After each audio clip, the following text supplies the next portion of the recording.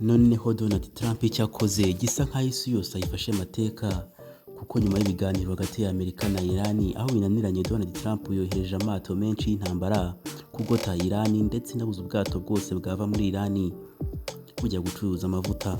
Ubu tuvugana nta bwato na bumwe bushobora kuva muri Iran cyangwa ngo bujyeyo, gusa Ubushinwa nabwo bwahaye gasopo Donald Trump wa Leta Zunze Ubumwe za Amerika. Gusa Umushinwa yari afite inyungu nyinshi yakuraga muri Iran.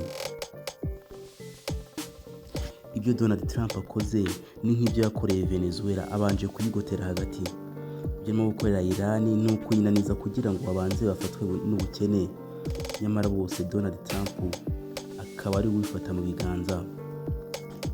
Nk'uko twabiganiriyeho nyuma y'ibiganiro, Donald Trump yatangaje amagambo y'ibyo Iran irimo gukora kari ubujura busahuzi bw'ibisi. Gusa ibi ngibi Donald Trump ntago yari kubyemera, kuko ubwato bwose bunyura mu muhora wa Hormuz buramutse butanze imisoro, Iran yabyungukiramo cyane, amafaranga yakwinjiza ni menshi, ni akayabo. Ariko ibi ngibi Donald Trump ntago yabyemera, kuko avuga ko ibi ari uguha Iran inzira yo gukora ibisasu bya kirimbuzi. Ese Donald Trump nk'uko yatangaje ko Iran niramuka itemeye ibyo Amerika isaba azayisiba ku ikarita y'isi, yaba agiye kubikora? Trump nubwo yohereje ubwato bw'intambara kugota Iran, aracyavuga ko ubwato bwa Leta Zunze Ubumwe za Amerika ari ubwato bw'amahoro. Igisa nk'igisekeje kandi kiri gusetsa abanyapolitike ni amagambo Trump avuga akomeye, agaragaza yuko yifuriza isi amahoro, ariko mu by'ukuri ibikorwa byiwe bigatuma ibiciro bizamuka buri munsi ku isoko. Amagambo Donald Trump kandi yize gutangaza, yavuze ko yarimbuye igisirikare cya Iran.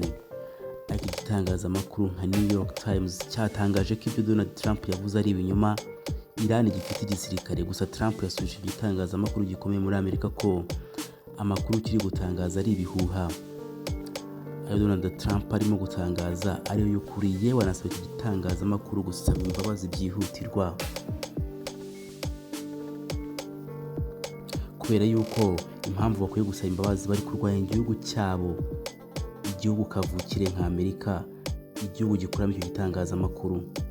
Gusa ibi ngibi Donald Trump ntago abishingiraho cyane cyangwa se ngo bimutere ubwoba, kuko nawe ahita ajya ku mbuga nkoranyambaga akanyomoza ibyo ibitangazamakuru biri kwandika bivuguruza ibyo yavuze. Ibyo Donald Trump adashaka nibyo byaba biri gutabara isi, kuko uduhungunguru twa peteroli ubwo Iran yari yoroheje ibintu, ibiciro byari bitangiye kumanuka.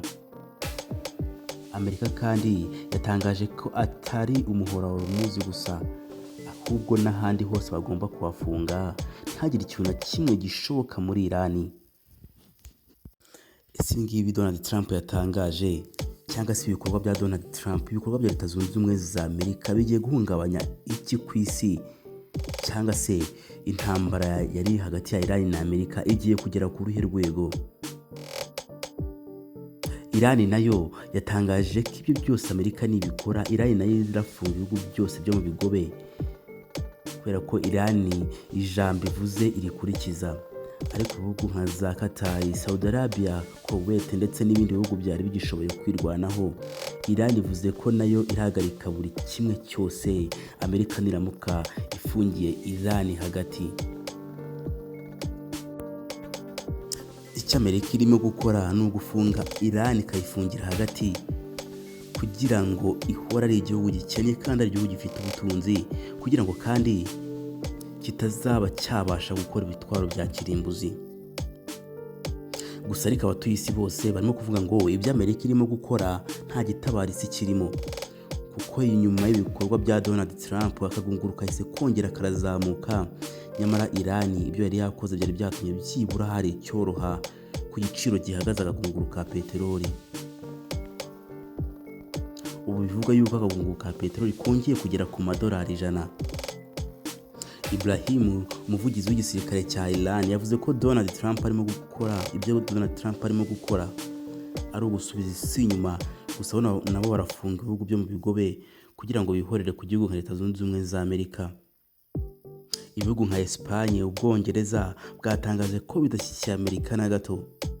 Gusa igihugu nk'Ubushinwa nabyo nabyo byaje byivanga muri iyi ntambara iri hagati ya Iran na Amerika, kuko Ubushinwa bwatangaje yuko budashyigikiye Amerika, ariko bunatangaza yuko hari icyo bugiye kubikoraho kugira ngo ibintu bisubire mu buryo, kuko kandi Ubushinwa bufitanye amasezerano y'ubucuruzi na Iran, bityo ngo Amerika itagomba kwangiza ayo masezerano, ibuze ubwato bw'Ubushinwa guca umuhora wa Hormuz, cyangwa se ibuze ubwato bw'Ubushinwa gutambuka bujyanye ibicuruzwa mu gihugu cy'Ubushinwa, ko gifite imikoranire n'amasezerano n'igihugu cya Iran.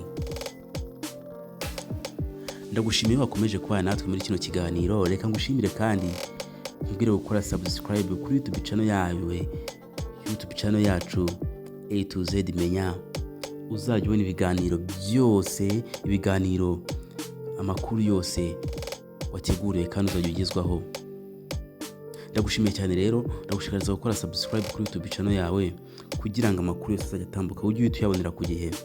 Ciao rero, ndagushimiye, wese haguhere cyane. Bye.